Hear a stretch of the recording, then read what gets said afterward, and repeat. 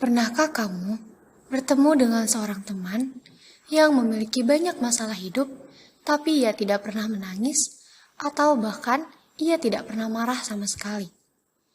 Mungkin setelah kamu bertemu dengan orang itu, kamu bertanya-tanya, mengapa bisa?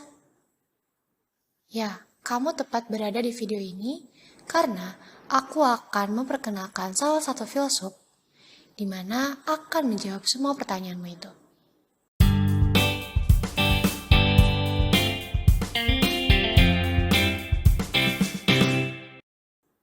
Zeno, seorang filsuf yang dilahirkan di kota Citium di Siprus pada saat yang sama ketika Alexander Agung naik tahta Makedonia.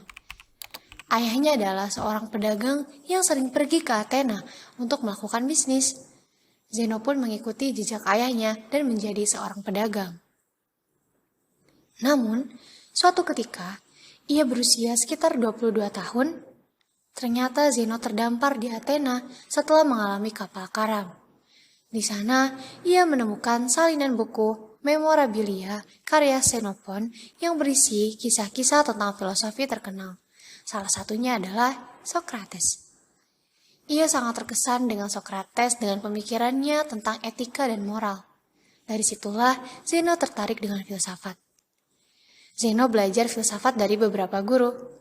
Krates dari Tebes, Stilpo dari Megarian, dan Polemo. Dari masing-masing guru ini, ia belajar hal-hal yang berbeda tentang kehidupan sebagai seorang filsuf. Misalnya, dari Stilpo, ia belajar bahwa mengatakan "ya" terlalu cepat pada permintaan orang lain dapat menyebabkan kesulitan dan kegelisahan. Oleh karena itu, ia lebih baik memikirkan keputusannya dengan hati-hati. Setelah bertahun-tahun belajar, Zeno memutuskan untuk mendirikan sekolahnya sendiri di Athena. Ia mulai mengajar di podcast atau teras. Itulah kenapa orang Indonesia ada yang menyebutnya filosofi teras. Sekolahnya ini dikenal dengan nama Stoik. Filsafat Stoikisme yang diajarkannya adalah bahwa akal merupakan kebaikan terbesar dalam hidup, dan hidup sesuai dengan akal adalah tujuan hidup manusia. Zeno sering mengatakan, "Saya menemukan kemaknaan hidup setelah mengalami kegagalan besar," yang menunjukkan bahwa sebelum belajar filsafat, hidupnya tidak memiliki arah yang jelas. Namun, setelah mempelajari filsafat, ia menemukan fokus dan tujuan hidup yang jelas. Zeno sangat berkomitmen untuk nilai-nilai yang dia pelajari dari para guru dan buku-buku yang dia baca. Menurut Profesor Forrest E. Baird, Zeno percaya bahwa kebajikan adalah satu-satunya hal yang benar-benar baik dan bahwa hukum alam adalah prinsip utama alam semesta, bukan peleburan atom secara acak. Kehidupan sederhananya, konsistensinya dalam menjalankan prinsip-prinsipnya, dan pengaruh positifnya pada orang muda di Athena sangat dihargai oleh masyarakat. Pada waktu itu, kebanyakan orang Athena menderita karena mereka menginginkan apa yang tidak mereka miliki atau takut kehilangan apa yang mereka cintai. Alih-alih kesenangan, seseorang harus mencari alasan dan mengakui bahwa segala sesuatu tidak kekal. Zeno berpesan, 1. Kebahagiaan dapat dicapai dengan hidup sesuai dengan akal budi dan moralitas. Stoikisme mengajarkan bahwa kebahagiaan yang sejati dapat dicapai dengan hidup sesuai dengan akal budi dan moralitas. Ini berarti bahwa kita harus hidup dengan penuh kesadaran dan mempertimbangkan tindakan kita berdasarkan nilai-nilai moral yang benar. Kebahagiaan bukanlah tujuan akhir, tetapi hasil dari cara hidup yang baik. 2. Kita tidak dapat mengendalikan kejadian di luar kendali kita, tetapi kita dapat mengendalikan sikap dan tindakan kita terhadap kejadian tersebut. Stoikisme mengajarkan bahwa kita tidak dapat mengendalikan kejadian di luar kendali kita, seperti keadaan cuaca atau perbuatan orang lain, tetapi kita dapat mengendalikan sikap dan tindakan kita terhadap kejadian tersebut. Dengan demikian, kita harus belajar menerima kenyataan dan fokus pada apa yang dapat kita kontrol, yaitu sikap dan tindakan kita sendiri. 3. Kita harus menerima kenyataan dan hidup sesuai dengan alam semesta.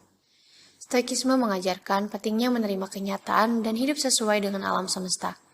Alam semesta dipandang sebagai sistem yang teratur dan harmonis, dan kita harus mengikuti alur kehidupan dan menerima perubahan yang terjadi.